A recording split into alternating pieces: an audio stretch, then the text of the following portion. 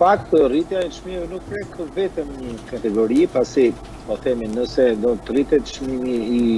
bukës ose masive ose i produkteve të tjera, praktikisht konsumatorë janë të gjithë. Por sigurisht shkalla e prekjes ose e ndikimit në themi të rritjes së çmimeve për artikuj ose shërbime të caktuara, patjetër që do të preki në mënyra të ndryshme shtresat të ndryshme të popullatës. Dhe sigurisht që shtresat më të prekur janë ato me të ardhurat më të ulta ose më vulnerabël, pra të cilët janë lehtësisht të ekspozueshëm ndaj qoftë edhe ndaj ndryshimeve më të vogla në temin të çmimeve. Padyshim që qeveria besoj e ka në agjendën vëmendje, sidomos ndoshta për pjesën që ka të bëjë me tremujorin e tretë, pra me mbylljen e jashtëmërorit parë, duhet konsideruar efektet e caktuara për sa i përket pensioneve dhe ndihmës ekonomike, pasi në një farë mënyrë ka çka pak a shumë në dorë qeveria, plus ndoshta në vijim edhe të disponibilitetit të buxhetit për të bërë indeksimin e pagave në sektorin publik. Pak a shumë kjo është, si thua, detyra ose mundësia ose kapaciteti i qeverisë, Ministrisë Financave, për të zbutur efektet që shkakton pikërisht rritja e çmimeve ose rritja e përgjithshme i inflacionit. Megjithatë duhet pritur të paktën në fundi muajit maj ose fillimi muajit qershor për pasur një panoramë disi më të qartë të efekteve më themi të luftës në Gjin Persik, të shkaktuara që nga po themi fundi muajit shkundës se fillimi muajit mars, sigurisht që ka një efekt në rritjen e përgjithshme të inflacionit. Dhe kemë parasysh që llojet e inflacionit nuk bëhen mbi totalin e mallrave dhe të shërbimeve, por zgjidhet një shport, si përgjithësi më përfaqësuese, ku sigurisht edhe një herë inflacioni i prek të gjithë, por jo në të njëjtën shkallë. Pra, ndikim do të ketë në të gjithë shtresat të popullatës, qoftë në të ardhurat ulta ose në të ardhurat të larta, por natyrisht efekti ndikimi është shumë më i madh, shumë i thjeshtë në pjesën e themi pjesës së poshtme të medianës, pra 50% të poshtëm, sesa 50% të sipër. Po lidhje me nismën e Obozdos për akcizën që urrëzua ndërkohë, mendoni se do të kishte një ndikim për ekonominë shqiptare? Natyrisht diskutimi më i prekshëm ka të bëjë patjetër me efektin që ka paketa fiskale, jo paketa fiskale, por situatë barra fiskale që i ngarkohet produkteve energjetike në Shqipëri. Nuk është ndonjë gjë e re, pra është një fakt që Shqipëria për arsye objektive,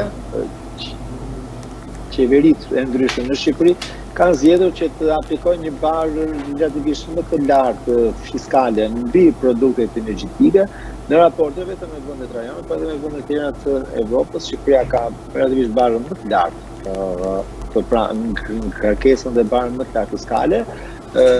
për një arsye të thjeshtë, sepse nisur në niveli i informalitetit të ekonomisë, karburantet ose produktet energjetike janë parë si instrumenti ose mekanizmi i vetëm, ndoshta unik,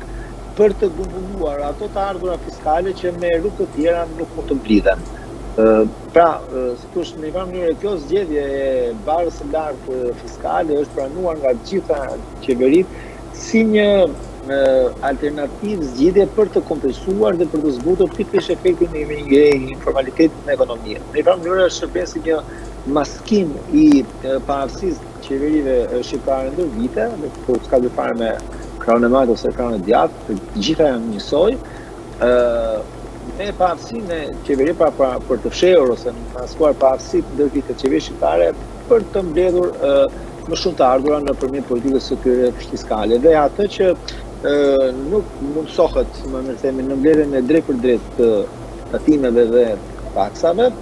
shikohet si një efekt kompensues ngarkimi më shumë me barë fiskale të karburanteve, pasi në një mënyrë ose tjetër me gjithë niveli i informalitet që karakterizon pjesën e tregtisë karburanteve, pra ky nivel është më i ulët, sa nivelli i përgjithshëm i informalitetit në ekonomi. Pra është një pjesë dukshëm më e formalizuar se sa pjesa tjetër e ekonomisë dhe pikërisht në atë pjesë që qeveria ka mundësi ta kapi, ta soj, e shfrytëzon dhe miel e përdor më mërtemi si një bazament për të vjel të ardhurat e munguara më mërtemi nga pjesa tjetër e ekonomisë. Dhe në kushte tilla sigurisht që debati themelor do të jetë efekti që ka kjo barrë fiskale që sigurisht me rritjen e çmimit bazë të karburanteve, pra rritjen e çmimit të produkteve të rafinuara, benzinë dhe naftë nga rafineritë ndërkombëtare, sigurisht që kjo barrë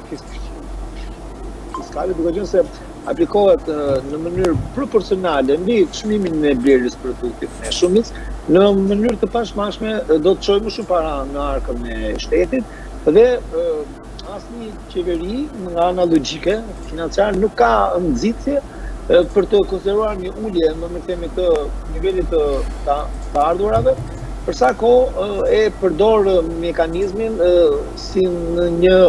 mundësi të vetme dhe unike për të mbushur ose thashë edhe një për të kompensuar paaftësinë ose pamundësinë që ajo ka për të zgjeruar bazën timore ose për të mbledhur gjithmonë më shumë të ardhura fiskale jashtë tregut të karburanteve. Natyrisht zgjedhjet që ka dhënë qeveria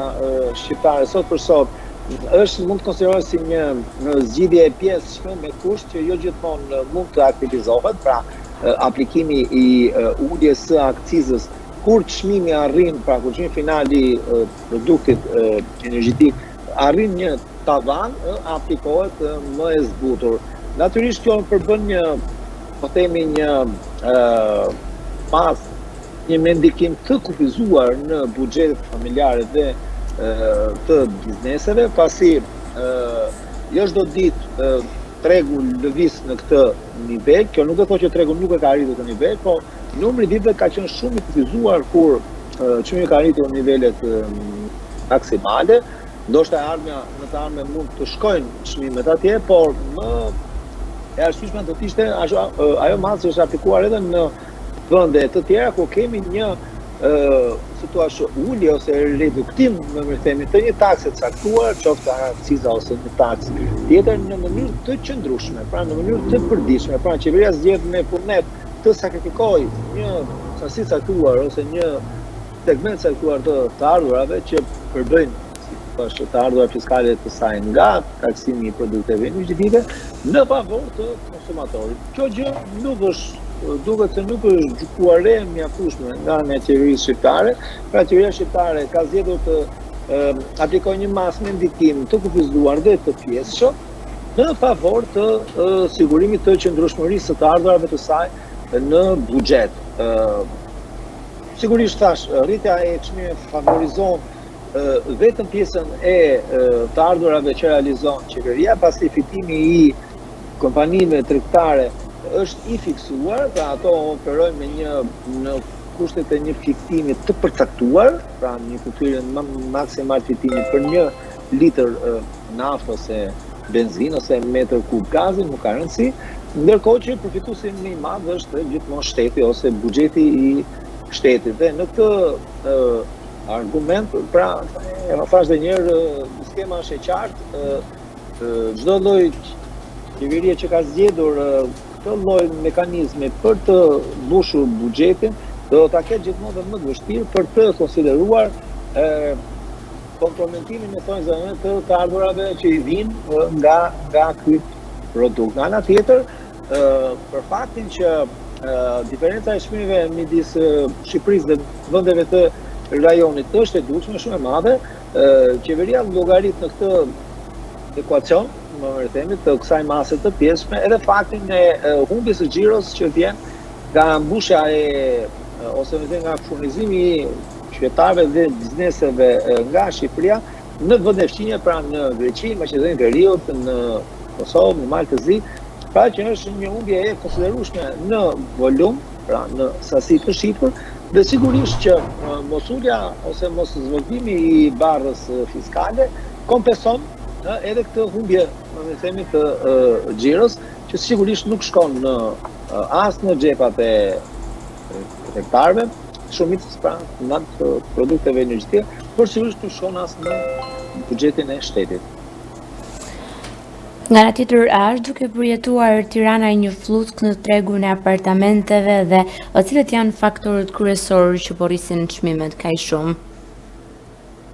Natyrisht për përcaktuar ekzistencën e një fluske në tregun e pasurive të paluajshme ose në çdo treg tjetër të aktiveve, duhet plotësohen dhe përmbushen disa elementë ose faktorë. Dhe ata duhet të ekzistojnë njëkohësisht. Sigurisht në Shqipëri dhe në Tiranë ose kryesisht në zonat rregultare vijnë re disa elementë në mënyrë përbërës që janë të pranishëm ose që kushtëzojnë ekzistencën e një fluske të sektorit financiare, por jo të gjithë elementët e përbëjnë. Pra nuk evidentohet, më themi, e gjithë gama ose i gjithë spektri i elementeve ose faktorëve përbërës që do të kushtëzonin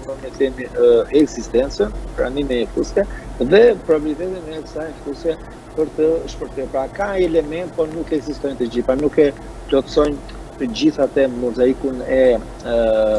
që mund shprehemi pa droje që po jemi përballë një fluske. Sigurisht rritja e çmimeve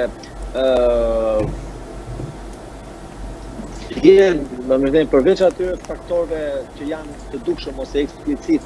që sigurisht lidhet me rritjen e kostove të drejt për drejta të ndërtimit dhe fluksit të investimeve të huaja, pra interesit gjithmonë në rritje të blerësve nga jashtë Shqipërisë se jo rezidentët për të investuar në pasuri paluajshme në Shqipëri, sigurisht ajo që nuk duket ose që zhvillohet jashtë, si thua, syrit të rregullt ose rregull gjë, ka të bëjë me dy elementë. Ka të bëjë me ekonominë informale ose ekonominë e zezë, pra ose pastimin me parave, dhe pjesën e korrupsionit. Janë këto dy element ose faktorë të cilët kushtëzojnë rritjen e qëndrueshme ose mbajtjen në një nivel relativisht të lartë të kërkesës për ndërtime të reja, pra kryesisht për ndërtime të reja, natyrisht një element që ka kurzuar të paktën gjatë 2 viteve të fundit rritjen e çmimeve, rritjen e fortë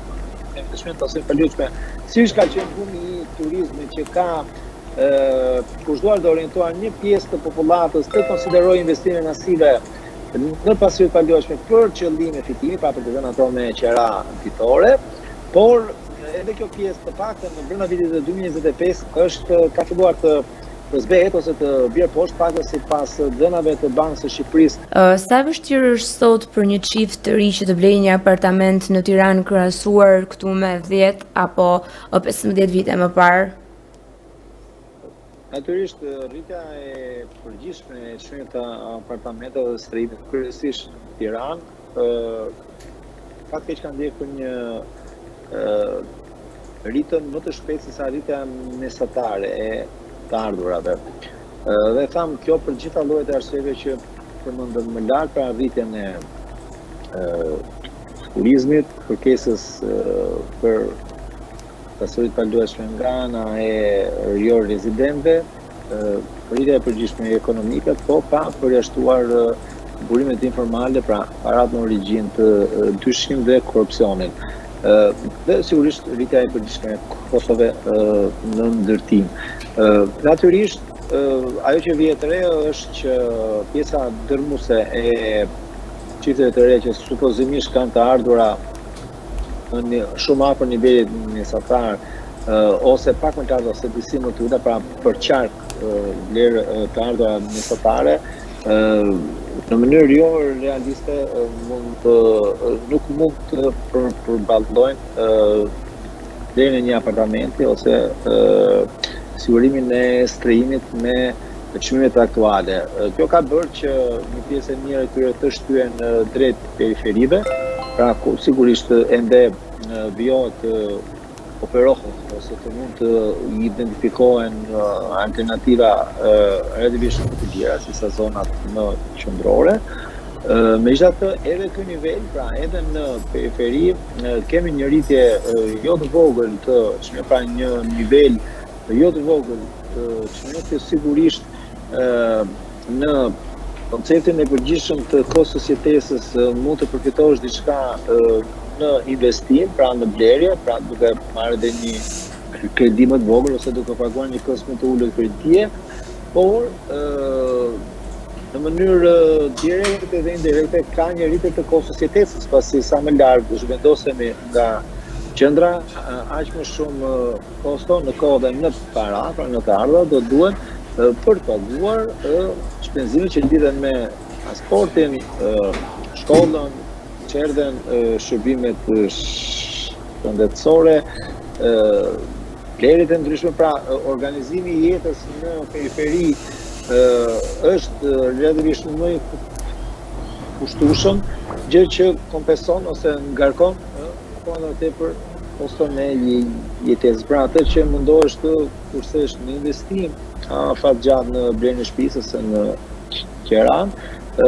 do ta paguash, pra një pjesë do ta kompensosh duke shpenzuar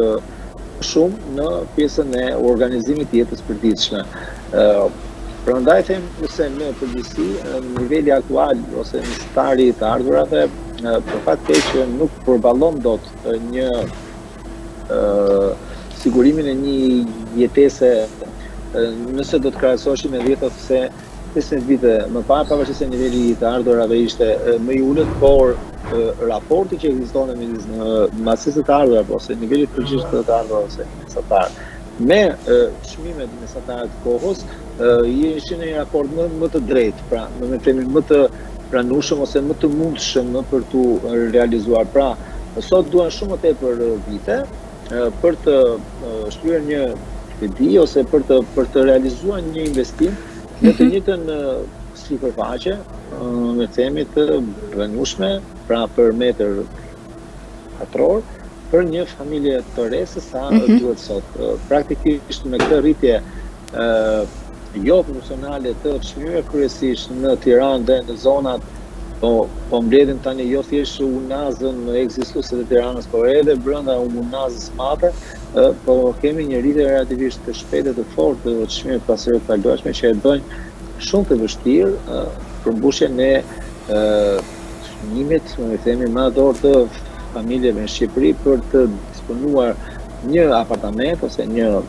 shtëpi sado modeste, por edhe për ta marrë atë me qera, pasi fakti është se ashtu sikur janë rritur çmimet e blerjes, pra të apartamenteve ose banesave, po thosë me të njëjtën ritëm, ndoshta edhe më shumë. Edhe banesat me qera. Ritën e qerave, pra në një mënyrë jetesa po bëhet tepër shtrenjtë dhe pa përballueshme, për qytetarin shqiptar ose kryesisht për çiftet e reja, dhe kjo sigurisht që ka ndikime të forta sociale, jo vetëm në krijimin e familjeve të reja, por më pas në lindjen e fëmijëve ose në zgjerimin me thënë të familjes, kjo sigurisht që ka efekte afatgjata në organizimin social